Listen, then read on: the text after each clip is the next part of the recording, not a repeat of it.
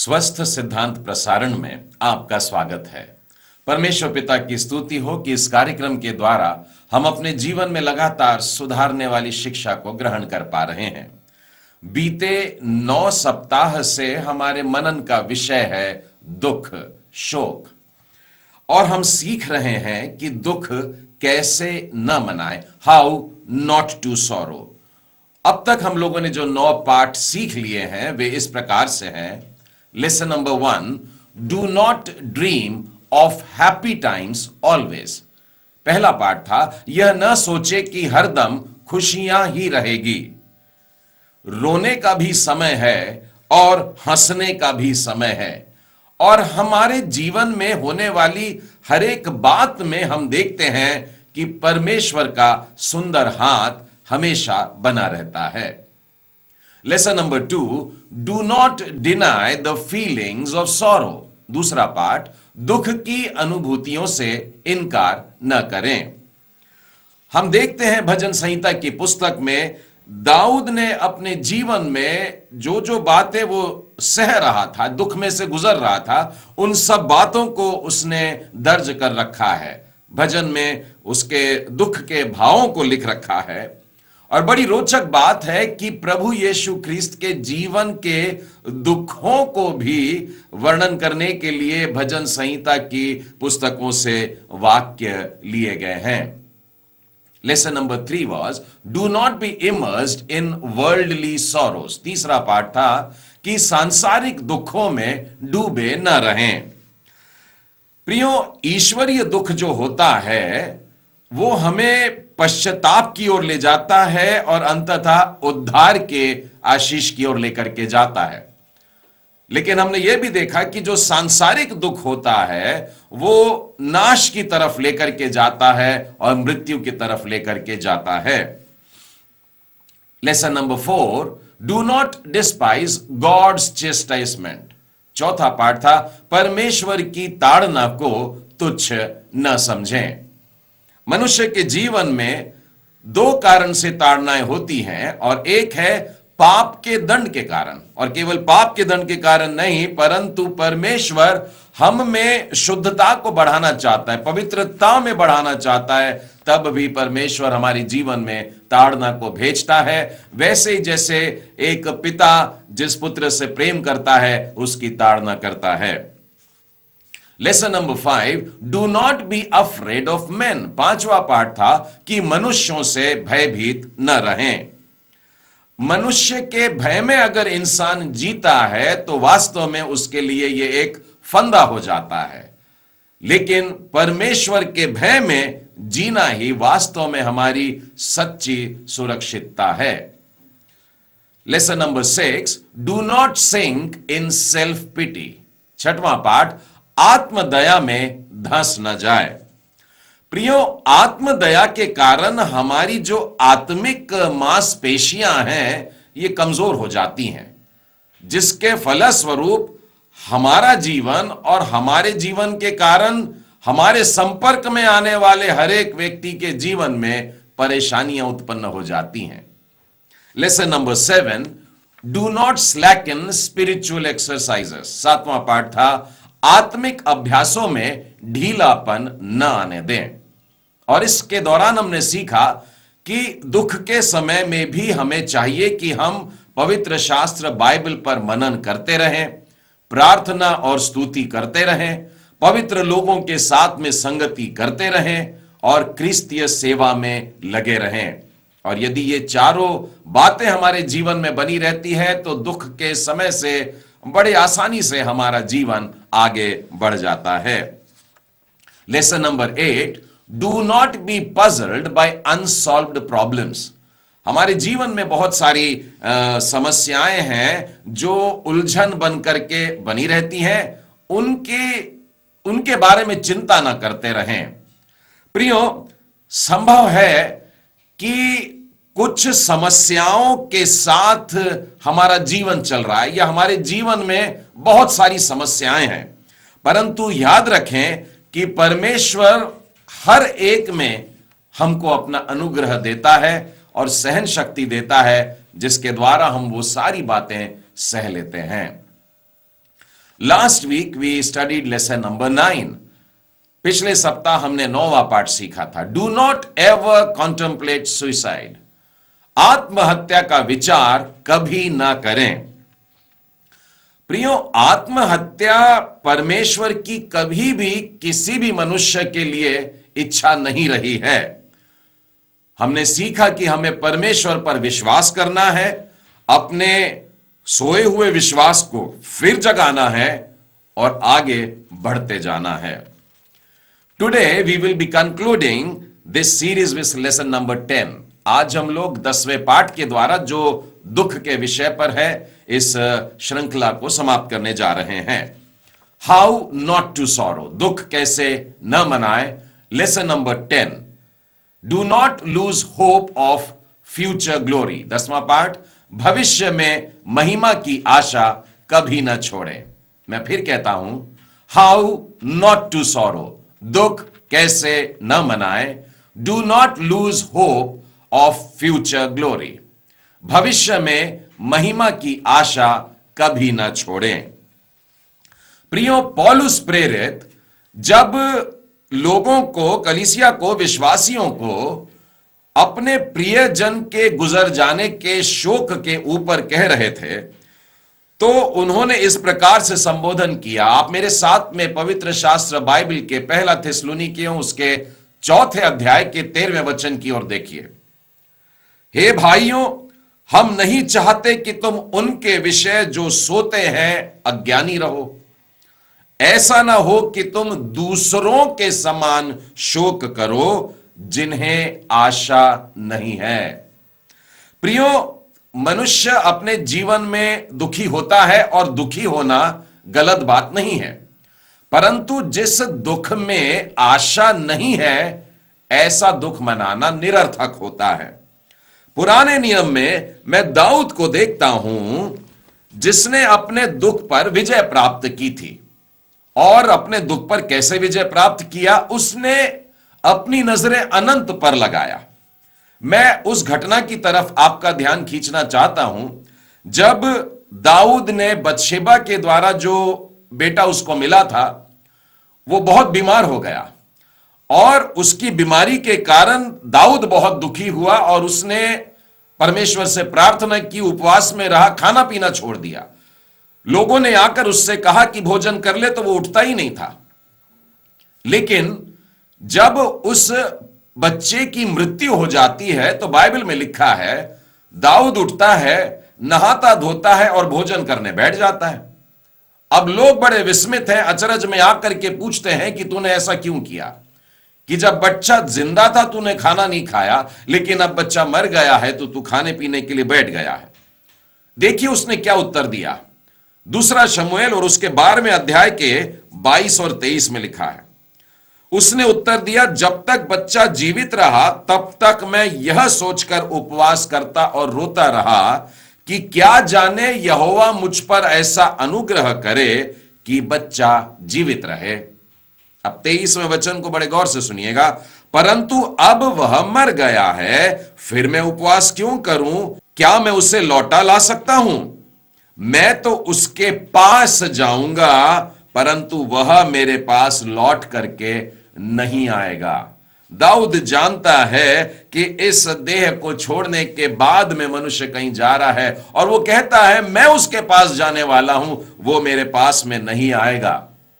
मेरे प्रियो, इस जीवन के बाद में आप विश्वास करते हैं कि हमारा एक और जीवन आरंभ होता है, वरन मैं तो यह कहूंगा कि यहां बड़ा छोटा सा जीवन है। बाइबल हमसे कहती है कि प्रभु यीशु का लौटना होगा और वो हमें लेने के लिए आता है, और यही हमारे सारे दुखों पर परम शांति का वाक्य हो जाता है कि वो परमेश्वर हमें अनंत विश्राम देने के लिए आने वाला है। फिर से एक बार आइए, पहला थिस्सलुनीकियों उसके 4 अध्याय और उसके 18वें वचन में देखिए क्या लिखा है। इस प्रकार से इन बातों से एक दूसरे को शांति दिया करो। संसार में जो दुखी लोग हैं, एक दूसरे को इन बातों से शांति दिया करें। अब किन बातों से? ये हमको मिलते 16वें और 17वें वचन में क्योंकि प्रभु आप ही स्वर्ग से उतरेगा। उस समय ललकार और प्रधान दूत का शब्द सुनाई देगा और परमेश्वर की तुरही फूंकी जाएगी और जो मसीह में मरे हैं वे पहले जी उठेंगे। तब हम जो जीवित और बचे रहेंगे उनके साथ बादलों पर उठा लिए जाएंगे कि हवा में प्रभु से मिले। इन बातों से, इन दोनों बातों से हमें लोगों को आपस में शांति देने के लिए परमेश्वर के वचन आज्ञा दे रही है कि ख्रिस्त लौटने वाला है और दूसरी बात की कलीसिया उठा ली जाएगी। इन बातों से एक दूसरे को शांति देना है। प्रियो, पुराने नियम के काल में यही भविष्यवाणी पाई जाती है। मेरे साथ में निकालिएगा यशायाह नबी की पुस्तक और उसका 35वां अध्याय और उसके 4 वचन में इस प्रकार से लिखा है, घबराने वालों से कहो हियाव बांधो, मत डरो। जो भय में जी रहे हैं, जो दुख में जीवन बिता रहे हैं, उनसे कह दो मत डरो। देखो तुम्हारा परमेश्वर बदला लेने और प्रतिफल देने आ रहा है। हां, परमेश्वर आकर तुम्हारा उद्धार करेगा। प्रभु के आने की भविष्यवाणी हमको पुराने नियम में मिलती है। और देखिए 10वें वचन में क्या लिखा है, यहोवा के छुड़ाए हुए लोग लौटकर जय जयकार करते हुए सियोन में आएंगे और उनके सिर पर सदा का आनंद होगा। वे हर्ष और आनंद पाएंगे और शोक और लंबी सांस का लेना जाता रहेगा। प्रभु का आगमन होगा। प्रभु के ऊपर विश्वास करने वाले लोग लौट करके आएंगे, मुर्दों में से जिलाए जाएंगे और उसकी कलीसिया उससे मिलने के लिए बादलों पर हवा में उठा ली जाएगी। मेरे प्रियो, जीवन में परीक्षाओं के आने का जो उद्देश्य होता है वो ये है कि क्रिस्त के दिन हम विश्वास में शुद्ध और परिष्कृत पाए जाएं। हम लोगों के जीवन में ये सब बातें आती रहती हैं, लेकिन केवल शुद्ध करने के लिए मेरे साथ में निकालिएगा पहला पतरस और उसका 1 अध्याय और 6वें वचन से आगे। इस कारण तुम मगन होते हो, यद्यपि अवश्य है कि अभी कुछ दिन के लिए नाना प्रकार की परीक्षाओं के कारण दुख में हो, और यह इसलिए है कि तुम्हारा परखा हुआ विश्वास जो आग से ताए हुए नाशवान सोने से भी कहीं अधिक बहुमूल्य है, यीशु मसीह के प्रकट होने पर प्रशंसा और महिमा और आदर का कारण ठहरे। इन दोनों वचन में एक बात तो स्पष्ट हो गई है कि ये जो दुख का समय है ये थोड़े समय की बात कर रहा है, लेकिन इसके बाद में एक लंबे समय के लिए उन सब के लिए मुकुट है जिनका विश्वास उस सोने से अधिक बहुमूल्य पाया गया, जिन्होंने अपने विश्वास के परखे जाने के समय अटल रहे, स्थिर रहे और उसी का इनाम पाने के लिए आगे बढ़ते हैं। प्रियो, मसीही जीवन में हर मोड़ पर, हर पद पर, हर कदम पर मनुष्य अलग अलग प्रकार के परिस्थितियों से गुजरता है जब उसके जीवन में निराशा आ सकती है। और कई लोग सोचते हैं अब रुक जाना चाहिए, थम जाना चाहिए और हार मान लेना चाहिए, परंतु क्रिस्त का जो पुनरागमन है, क्रिस्त का दूसरी बार आना है, यह हम सब के लिए सबसे शक्तिशाली प्रेरणा बन जाता है। और यही बात है जिसके लिए हमारे मन के अंदर एक आवाज आती है कि हमें बढ़ना है और हमें बढ़ना ही है। इब्रानियों की पुस्तक में मेरे साथ में आइए और उसके 10वें अध्याय को देखेंगे और उसके 35वें वचन में देखिए लिखा है, इसलिए अपना हियाव न छोड़ो क्योंकि उसका प्रतिफल बड़ा है। हिम्मत नहीं हारना है, इसका प्रतिफल बड़ा है, उस ओर देख करके हमें दौड़ते जाना है। 36वें वचन में लिखा है, क्योंकि तुम्हें धीरज धरना आवश्यक है ताकि परमेश्वर की इच्छा को पूरी करके तुम प्रतिज्ञा का फल पाओ। और देखिए 37वें वचन में लिखा है, क्योंकि अब बहुत ही थोड़ा समय रह गया है जबकि आने वाला आएगा और देर न करेगा। प्रियो, इन तीनों वचनों की तरफ फिर से एक बार ध्यान दें। परमेश्वर चाहता है कि उस आत्मविश्वास को लेकर के और बड़े धीरज से अपने में धैर्य रख करके कि वो थोड़ी देर में आने ही वाला है, उस अद्भुत से प्रतिफल की तरफ अपना ध्यान रखें। ये मानव इस प्रकार से जैसे कि किसी स्त्री को प्रसव की पीड़ा हो रही हो और उससे कहा जाता है कि बस थोड़ी देर, थोड़ा सा और, थोड़ी देर और इस प्रकार से उसको हिम्मत दिलाते हैं कि अब सब कुछ ठीक हो जाएगा। प्रियो, मैं प्रभु यीशु ख्रिस्त को भी बिल्कुल इसी प्रकार की उपमा देते हुए सुनता हूं। आप मेरे साथ में यूहन्ना रचित सुसमाचार और उसके 16वें अध्याय में देखिए और उसके 21वें वचन में लिखा है, प्रसव के समय स्त्री को शोक होता है, बड़े दुख से, दर्द से गुजरती है, क्योंकि उसके दुख की घड़ी आ पहुंची है। परंतु जब वह बालक को जन्म दे चुकती है तो इस आनंद से संसार में कि एक मनुष्य उत्पन्न हुआ, उस संकट को फिर स्मरण नहीं करती है। उस भयानक दर्द में से निकली है, लेकिन उस दर्द को भूल जाती है, क्योंकि एक बहुत बड़ा काम हुआ, एक इनाम मिला है, इस संसार में एक बालक आ गया है, और इसीलिए वो अपने उस दुख को भूल जाती है। प्रभु यीशु इस वचन के द्वारा भी हमसे इसी बात को कह रहे हैं कि ये छोटे से दुख को सह लो, क्योंकि आगे जो आनंद मिलने वाला है वो लंबे समय का है, उसमें आप इस दुख को भूल जाओगे। प्रियो, बिल्कुल ऐसी बात मैं यूहन्ना के 14वें अध्याय में देखिए, पहले वचन से आगे प्रभु यीशु कह रहे हैं, तुम्हारा मन व्याकुल ना हो, तुम परमेश्वर पर विश्वास रखते हो, मुझ पर भी विश्वास रखो। मेरे पिता के घर में रहने के बहुत से स्थान हैं, और अगर नहीं होते तो मैं वो तुमसे कह देता, क्योंकि मैं तुम्हारे लिए जगह तैयार करने के लिए जाता हूं, और यदि जगह तैयार करूं तो फिर लेने के लिए भी आऊंगा। क्यों? ताकि जहां मैं रहता हूं वहां तुम भी मेरे साथ में रहो। कितनी अद्भुत बात है प्रियो कि एक दिन हम लोग परमेश्वर के साथ में, प्रभु यीशु मसीह के साथ में रहने जा रहे हैं, और इसी बात को एक दूसरे को बता करके हम शांति दे सकते हैं। यही कारण था कि प्रेरित जो हैं, प्रभु के वचन के बांटने वाले, उसके शिष्य और प्रेरित का काम कर रहे थे, जो लोग अपने जीवन में दुख को जो सह रहे थे प्रतिदिन, बड़ी छोटी सी बात कहते हैं, उनके लिए वो सारी बातें बड़ी हल्की उनको मालूम हो रही थी। मेरे साथ में निकालिएगा 2 कुरिन्थी और उसका 4था अध्याय और उसके 17वें वचन से आगे, क्योंकि हमारा पल भर का क्लेश जो हल्का सा है हमारे लिए बहुत ही महत्वपूर्ण है और अनंत महिमा उत्पन्न करता जाता है। और हम तो देखी हुई वस्तुओं को नहीं परंतु अनदेखी वस्तुओं को देखते रहते हैं, क्योंकि देखी हुई वस्तुएं थोड़े दिन की हैं, परंतु अनदेखी वस्तुएं सदा बनी रहती हैं। देखिए, प्रेरितों का क्या मानना है कि ये जो क्लेश उनके जीवन में आया, ये बहुत हल्का सा है, क्योंकि उन्होंने महिमा के वजन को देख लिया। और वे कहते हैं ये जो क्लेश आया है ये पल भर का है। क्यों? क्योंकि वे अनंत काल को देख रहे हैं। वे देख रहे हैं अपनी नजरों को उस ओर जहां पर अनदेखी वस्तुएं सदा बनी रहती है, और आज के दुख को देख रहे हैं और कहते हैं देखी हुई वस्तुएं थोड़े दिन की है।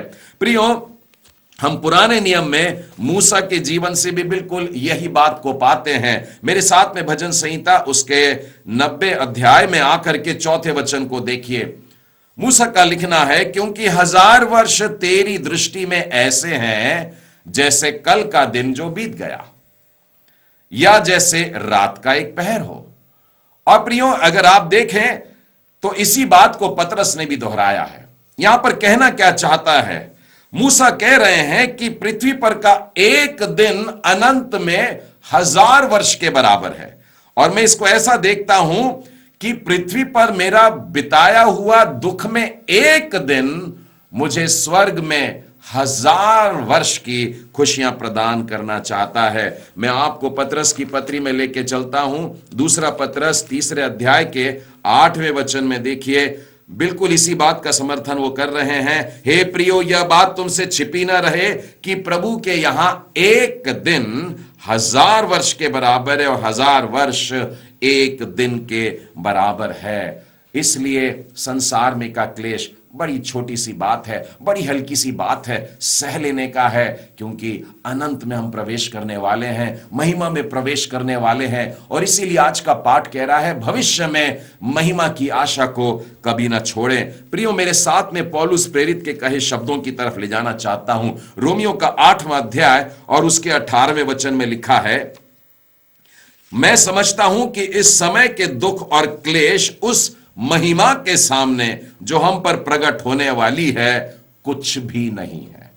आज जिसमें से हम गुजर रहे हैं, आज जिस अंधेरे से गुजर रहे हैं, बड़े थोड़े समय का है, क्योंकि हम चिरस्थायी उजाले में जाने वाले हैं। आज के क्लेश में से होकर के जब गुजरेंगे तो पुनरुत्थित देह में जब हम आएंगे, उस महिमा की देह में जब आएंगे, तो अनंत काल के जीवन के लिए हम लोग आने वाले हैं।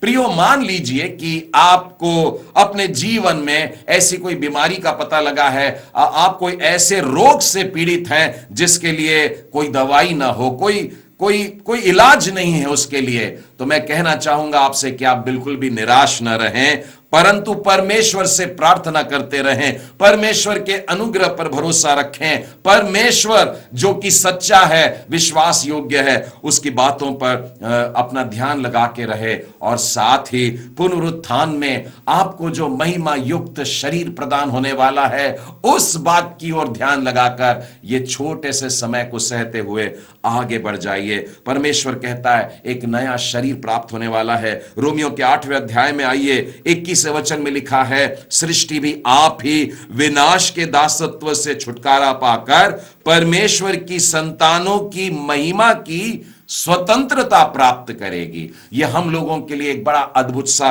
इनाम है। 23वें वचन में देखिए, और केवल वही नहीं, पर हम भी जिनके पास आत्मा का पहला फल है, आप ही अपने में कराते हैं और लेपालक होने की, अर्थात अपने देह के छुटकारे की बाट जो होते हैं। चाहते हैं कि यहां से कूच कर जाएं, चाहते हैं कि यहां से निकल करके हम प्रभु के पास में जाकर के रहने लगें, उस महिमा युक्त एक नए शरीर में, पुनरुत्थित शरीर में, जो कभी नाश नहीं होगा, ऐसे अविनाशी शरीर को धारण करने के लिए तैयार रहें।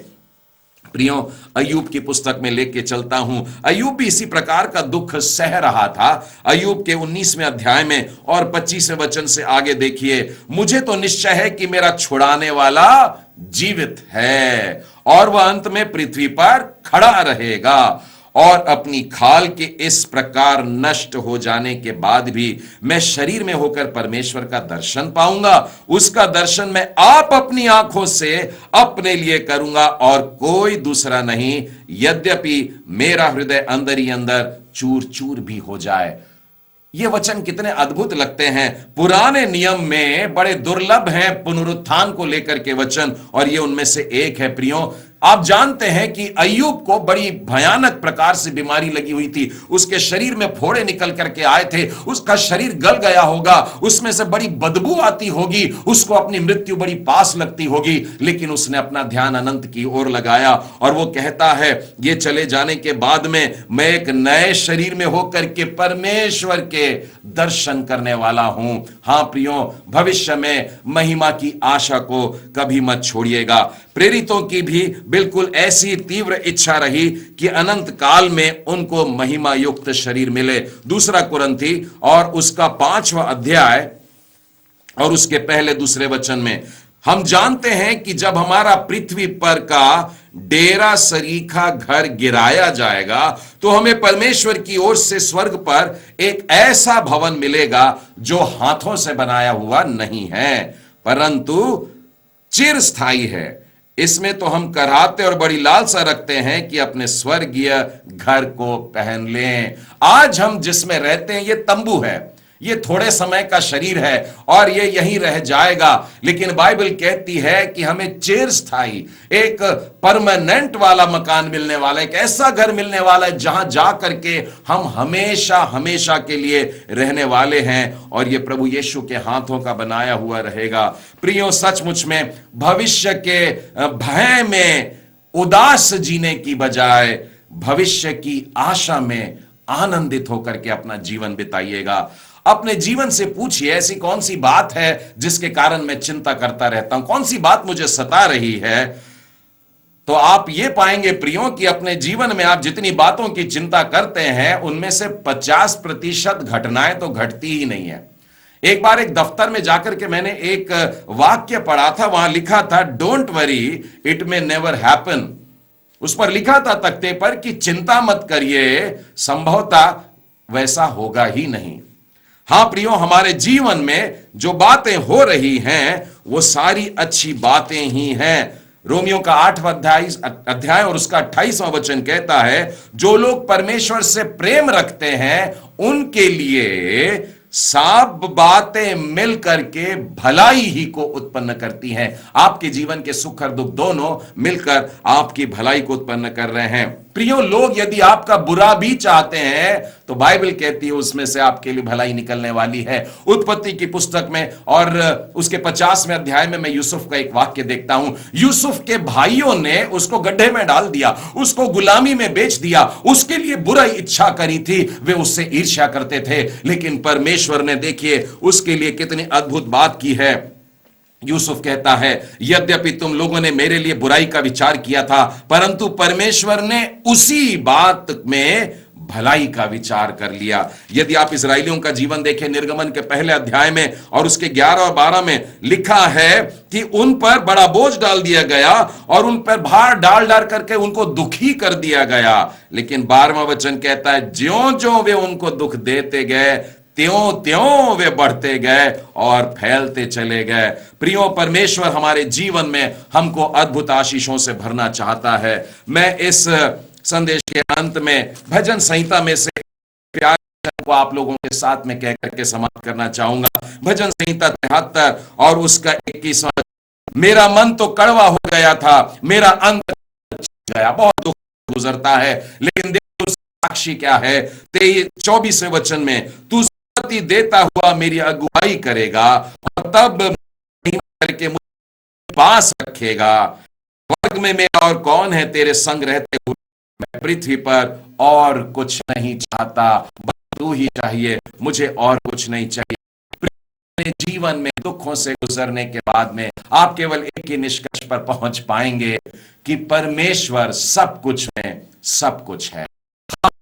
नॉट टू सॉरो, दुख कैसे न मनाएं। Do not lose hope of future glory, भविष्य में